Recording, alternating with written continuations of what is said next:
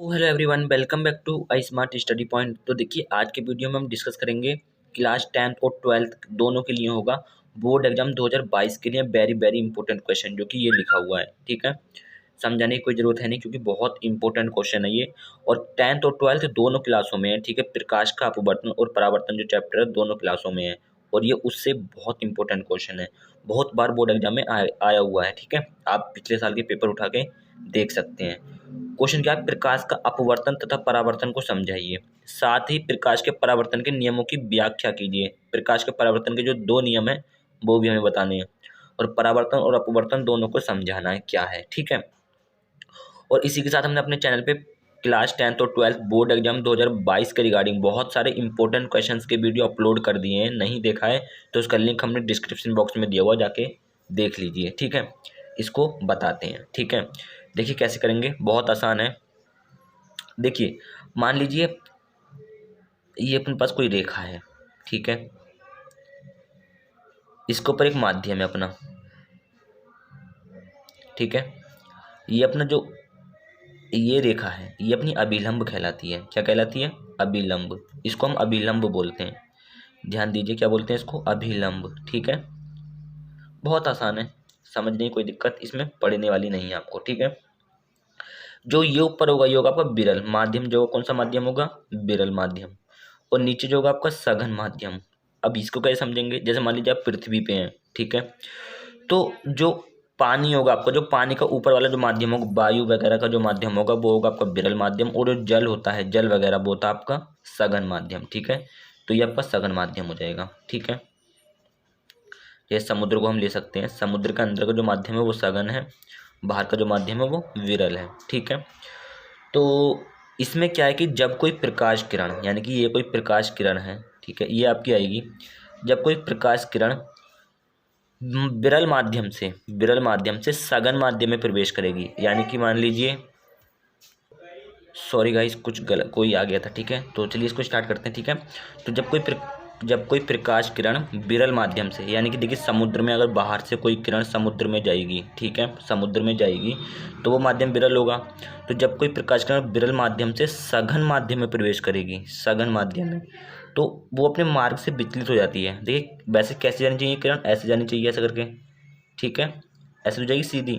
लेकिन ये क्या करती है कि थोड़ा सा विचलित होकर इस अभिलंब की ओर थोड़ा सा झुक जाती है। ठीक है, ये ऐसे हो जाती है। ठीक है, ये आप देखिए, अगर मान लीजिए आप गिलास में पानी लेंगे। ठीक है, आप अगर गिलास में पानी लेंगे, इस पेन को आप गिलास में डाल के देखिएगा, तो जो पेन होगा आपको थोड़ा सा टेढ़ा हुआ दिखाई देगा। ठीक है, तो वही जो घटना वो प्रकाश का अपवर्तन कहलाती है। ठीक है, समझ आई बात? कि अगर कोई प्रकाश किरण विरल माध्यम से सघन माध्यम में प्रवेश करेगी और जो अभिलंब होगा, तो वो अपने जो निश्चित मार्ग है ना, उससे थोड़ा सा विचलित होकर अभिलंब की ओर थोड़ा झुकती हुई प्रतीत होती है। ठीक है, तो इसी घटना को प्रकाश का अपवर्तन कहते हैं। लिखा हुआ है, समझ लीजिए। देखिए, जब कोई प्रकाश किरण विरल माध्यम से सघन माध्यम में जाती है, यानी कि विरल माध्यम से सघन माध्यम में जाती है, तो वह अपने मार्ग से विचलित होकर, यानी कि अपने एक निश्चित मार्ग से विचलित हो जाती है। विचलित होकर अभिलंब की ओर थोड़ा सा झुक जाती है, यानी कि जो अभिलंब है इसकी ओर थोड़ा सा झुकती हुई प्रतीत होती है हमें।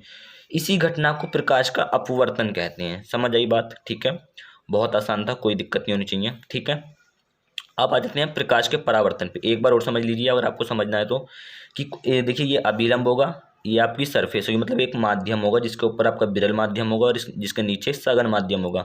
विरल माध्यम का मैंने आपको बता ही दिया है, जैसे वायु, मगर समुद्र से जो ऊपर वाला माध्यम है वो विरल है, समुद्र के नीचे वाला जो माध्यम पानी वाला वो सघन है। इतना समझ लीजिए। तो कोई प्रकाश किरण आएगी तो विरल माध्यम से आएगी, सीधी बात है कि समुद्र के नीचे से तो निकलेगी नहीं। ठीक है, विरल माध्यम से जाएगी। तो विरल माध्यम में जब जाती है सघन माध्यम में, विरल माध्यम से, तो वो अभिलंब की ओर थोड़ा सा टेढ़ी होती हुई नजर आती है, झुक जाती है।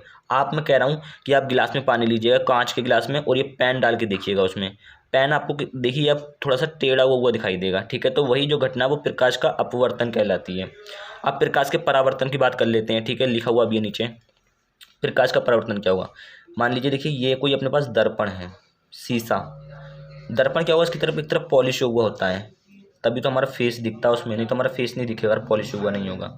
ठीक है, तो ये अपने पास दर्पण होगा, दर्पण। ठीक है, नीचे वाला जो पॉलिश हुआ है ये दर्पण होगा, और जो ऊपर वाला जो है ये परावर्तक तल है। परावर्तक तल। चमकीला जो भाग होता है शीशे का वो क्या होता है, परावर्तक तल होता है, ठीक है। तो इसमें क्या होता है देखिए, एक अगर आपकी कोई किरण आके इस पर टकराती है, कोई भी किरण अगर आपकी आती है तो इस पर टकराती है ना, तो ये वापस उसी माध्यम में उतने ही डिग्री के कोण पे वापस चली जाती है, ठीक है। और जो किरण आती है उसे हम आपतित किरण बोलते हैं। क्या बोलते हैं, आपतित किरण, ठीक है। और जो किरण जाती है उसको हम बोलते हैं परावर्तित किरण। क्या बोलते हैं, परावर्तित किरण, ठीक है। और वही अभिलंब होगा, इसमें अभिलंब होगा ही होगा, ठीक है। तो ये आपका अभिलंब हो गया, ठीक है। तो इसमें क्या है कि देखिए शीशे पे जब कोई किरण आपको, आपने देखा होगा कि आप शीशा लेते हैं और जब शीशे पे आप सूर्य की तरफ को करके थोड़ा दिखाते हैं तो वो वापस रिफ्लेक्ट होती है उसी दिशा में। जैसे किसी के चेहरे पे आप मारते थे बचपन में, वो प्रकाश के परावर्तन की घटना थी, ठीक है। तो जब कोई किरण शीशे पर आके गिरती है तो ये जो किरण होती है आपकी, ये वापस उसी माध्यम में चली जाती है, सॉरी उसी एंगल पे चली जाती है, वापस उसी तरीके से ये वापस चली रिफ्लेक्ट हो जाती है, ठीक है। जितने एंगल से आई उतने ही एंगल से वापस चली गई। तो इसी घटना को हम प्रकाश का परावर्तन कहते हैं। कोई दिक्कत नहीं होनी चाहिए, ठीक है। अब देखिए इसमें क्या है कि जब कोई प्रकाश किरण किसी दर्पण के परावर्तक तल से टकराती है, ठीक है। तो कोई देखिए ये दर्पण है, ये परावर्तक तल है। तो जब कोई किरण किसी दर्पण के परावर्तक तल से टकराती है तो टकराने के पश्चात यानी टकराने के बाद वापस उसी माध्यम में लौट जाती है, यानी कि उसी माध्यम में वापस लौट जाएगी। विरल माध्यम में आई थी, विरल माध्यम से विरल माध्यम में ही लौट गई, ठीक है। इस घटना को प्रकाश का परावर्तन कहते हैं। बिल्कुल ध्यान दीजिए कि जितने एंगल पे आ रही है उतने ही एंगल पे वापस चली जाती है, जो जिस तरीके से आ रही है उस तरीके से वापस चली जाती है टकराने के पश्चात, ठीक है। अब जो क्वेश्चन था लास्ट था, प्रकाश के परावर्तन के नियमों की व्याख्या करनी थी। देखिए इसके दो नियम हैं।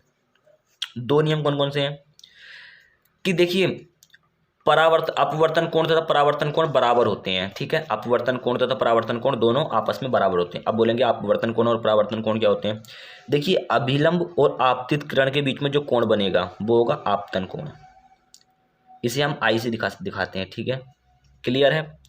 और जो परावर्तित किरण और अभिलंब के बीच में जो कोण बनेगा वो होगा आपका परावर्तन कोण, यानी कि ये, इसे हम आर से दिखाते हैं, ठीक है। ये आपका अभिलंब है, ठीक है। तो जो इन दोनों के बीच में कोण बनेगा और जो इन दोनों के बीच में कोण बनेगा वो आपस में बराबर होते हैं, आपको लिखना पड़ेगा। यानी कि आई बराबर आर, ये दोनों आपस में बराबर होते हैं, यानी कि आपतन कोण बराबर परावर्तन कोण। आपको लिखना पड़ेगा कि पहला नियम है आपतन कोण तथा परावर्तन कोण दोनों आपस में बराबर होते हैं, ठीक है। पहला नियम हो गया, ये हिंदी में लिखना पड़ेगा जो मैंने अभी बोला है मुंह से अपने, ठीक है, क्लियर है। पहला नियम क्लियर है ना आपको। दूसरा नियम क्या होगा, दूसरा नियम ये होगा कि आपतन कोण, अभिलंब, तीनों आपतन कोण, आपतित किरण, आपतन कोण और अभिलंब तीनों एक ही तल में स्थित होते हैं, ठीक है, क्लियर है ना। यदि आपको नहीं समझ में तो बुक से देख लीजिएगा और बहुत डीपली करके क्लियर किया है, ठीक है। कोई दिक्कत हमारे हिसाब से नहीं होनी चाहिए। कोई दिक्कत होती भी है कमेंट सेक्शन ओपन है, आप बता दीजिएगा, हम सॉल्यूशन आपको प्रोवाइड करा देंगे नेक्स्ट लेवल पे और बढ़िया करके। मिलेंगे नेक्स्ट वीडियो में, तब तक के लिए जय हिंद, वंदे मातरम, भारत माता की जय।